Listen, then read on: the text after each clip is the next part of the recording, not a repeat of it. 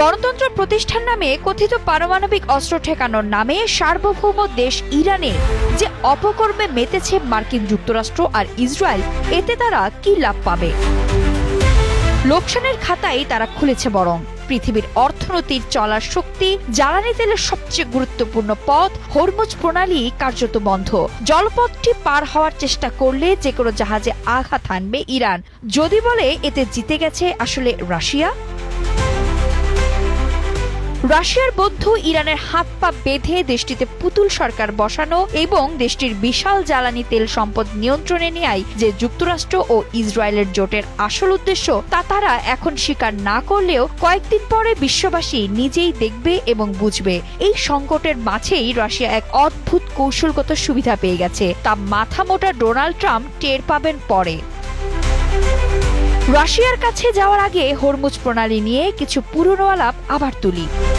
পারস্য উপসাগর সংলগ্ন তেল উত্তোলক দেশ সৌদি আরব, সংযুক্ত আরব আমিরাত, কুয়েত, ইরাক সবার বিক্রি করা জ্বালানি তেল বাকি পৃথিবীতে পৌঁছানোর একমাত্র পথ ওই চোকিং পয়েন্ট। সারা পৃথিবীতে যত তেল লাগে তার প্রায় 20% এই রুট দিয়ে যায়। বিকল্প পথ একেবারেই নেই।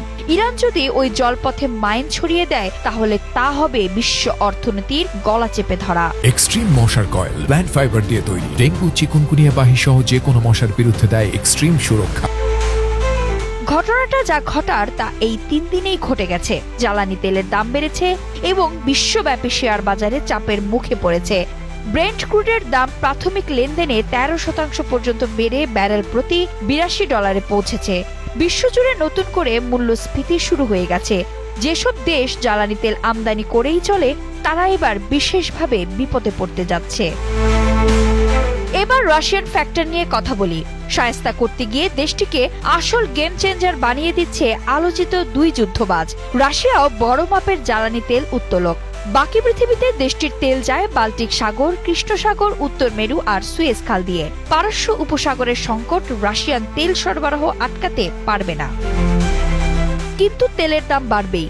আর অর্থনীতিতে ধস নামালে মার্কিন ফাঁকা পুলিশ সবার কাছেই স্পষ্ট হয়ে উঠবে। তখন ডিসকাউন্টে পাওয়া রাশিয়ার তেলই হয়ে যাবে সবচেয়ে আকর্ষণীয়। পশ্চিমা নিষেধাজ্ঞার তলে তলে ফাঁকি দেবে পশ্চিমা দেশগুলোই। সংকট ঠেকাতে ভারতের মতো তেল আমদানিকারক বড় বড় দেশগুলোকে রাশিয়ার দিকে আবারও কি ফিরতে দেখব আমরা? বিপদের গন্ধ পশ্চিমারাও সময় মতোই পেয়ে যায়। মার্কিন আদালত তাই ট্রাম্পের ট্যারিফজলুম বাতিল করেছে।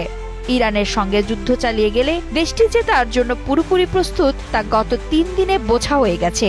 এই যুদ্ধে জিতে হোক বা হরমুজ প্রণালী আটকে হোক, ইরানের তেল ইরানেরই থাকছে। আর কয়েকদিন আগেই উত্তর মেরু সংলগ্ন এলাকায় 55 মিলিয়ন টন জ্বালানি তেলের মজুদ পেয়েছে রাশিয়া। এই আবিষ্কার প্রমাণ করে রাশিয়ার সম্পদের উৎস আবিষ্কার আরও বাকি। তাহলে বিশ্ব অর্থনীতির সামনে বিকল্প কি এখন রাশিয়ারই তেল?